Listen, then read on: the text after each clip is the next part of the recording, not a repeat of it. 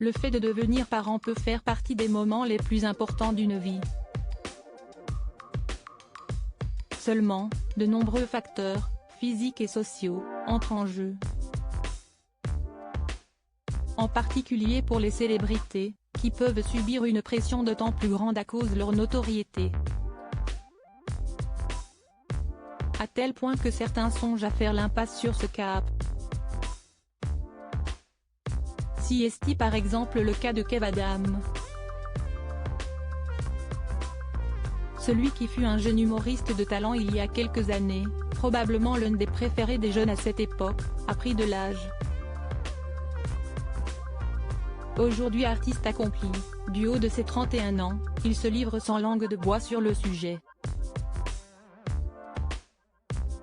Interrogé par nos confrères de Ciné Télé Revue dans leur édition du jeudi 23 février 2023, le comédien a accepté de parler d'une éventuelle paternité en toute franchise.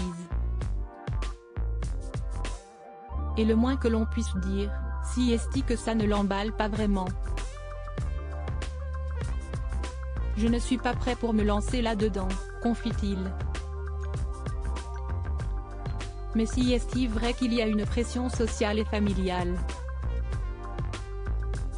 On me dit que j'ai 31 ans, que j'ai des potes qui se marient et font des gosses. La vérité, si est que ça m'effraie terriblement aujourd'hui, lâchant toute franchise celui que l'on a pu découvrir il y a une grosse dizaine d'années dans l'émission de Laurent Ruquier, on ne demande qu'à en rire. Mais si ce n'est pas le cas, si est la vie, est-ce que j'aurai un jour des enfants? Je l'espère. Mais si ce n'est pas le cas, si est la vie, poursuit-il, quelque peu fataliste, avant d'en dévoiler davantage sur sa réflexion. Je suis mon instinct. Et puis, nous les hommes, on est chanceux. On peut faire des enfants à 40 ou 50 ans, conclut celui qui a déjà eu des situations intimes très malaisantes avec des filles à ce sujet. Preuve s'il n'en fallait que le jeune homme a bel et bien développé et nourri sa pensée à ce sujet. Aussi faut-il avoir une compagne, dans les cas les plus courants, pour cela.